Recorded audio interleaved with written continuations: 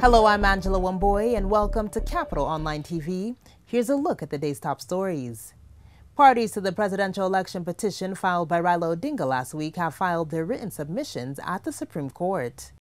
According to the amended Supreme Court rules, a pretrial conference should take place on the 8th day after the filing of a petition, but could not take place before 6 p.m., given the Chief Justice is a Seventh-day Adventist. As it filed its submissions, the National Super Alliance promised a bombshell of a case, with CIS Senator-elect James Orengo accusing the Independent Electoral Boundaries Commission of downplaying the discrepancies in the presidential election results forms.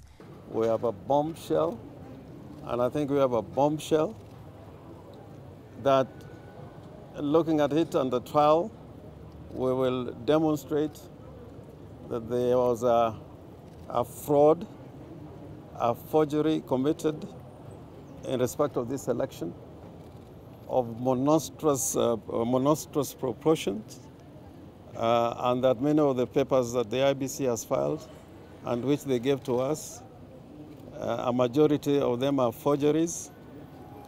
They are fake.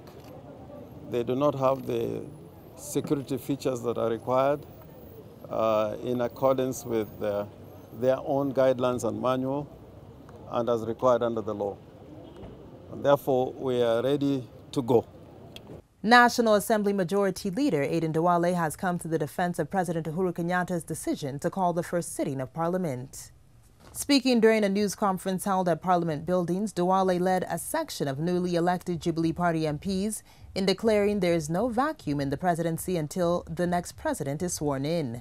The Garissa Township MP said the threat by NASA MPs to boycott their swearing-in ceremony is moot, ill-advised, dishonest, and devoid of worth. No vacuum exists in the office of the President.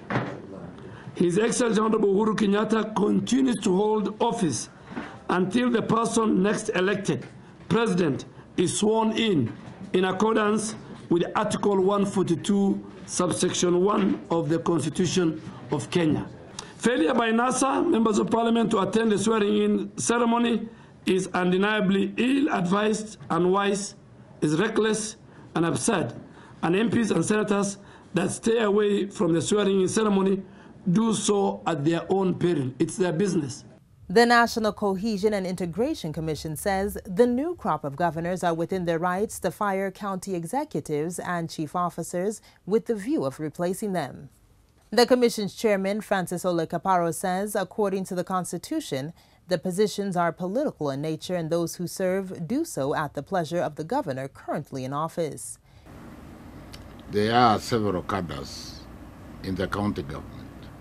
There are those that are appointed by the governor, generally the county executive committee members, and naturally you would expect those to be serving at the pleasure and during the duration of the incumbent governor. And that's what the law says, and that they cease to hold office upon the resumption of office by a new governor. That we have no problem if they are offloaded, because you expect that to happen. But the general civil servants appointed by the county public service board ought to be left intact, and we shouldn't criminalize them because they were appointed at a particular time when a particular governor was holding office.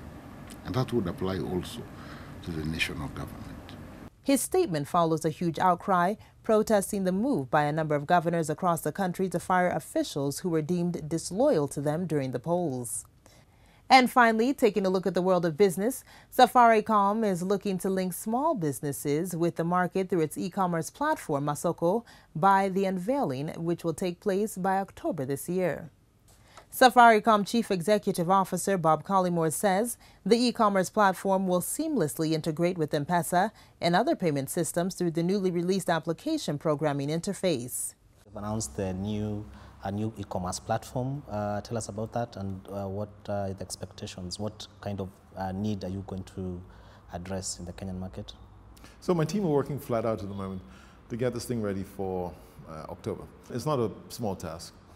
And we expect to not only to be able to help you to buy electronics, which is what usually people do, but also, helping small businesses to reach markets.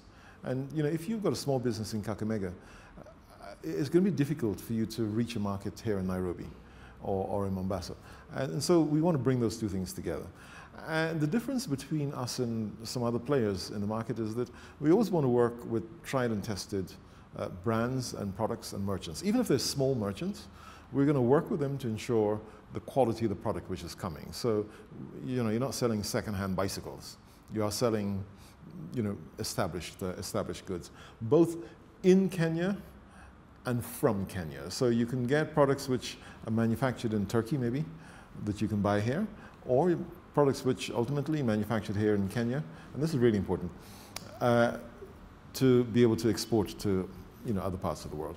Already the platform will deal with multi-currency and multi-geographies. Facilitating payments has been one of the biggest issues in terms of e-commerce in Kenya.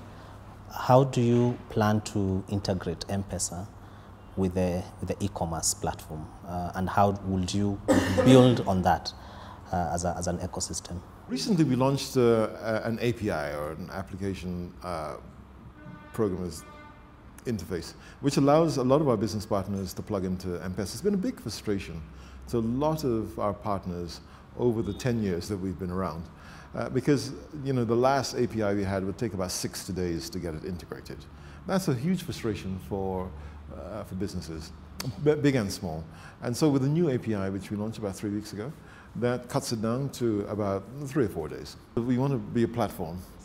And if you're going to be a platform, you need to be able to climb onto the platform. And the API is a way for climbing onto the platform. So banks, restaurants, anyone who wants to integrate a frictionless payment can now plug M-Pesa into their systems, and it will work. Indeed, our own e-commerce platform will work with M-Pesa, but of course it'll work with other payment methods, because we recognize that we're not the only game in town.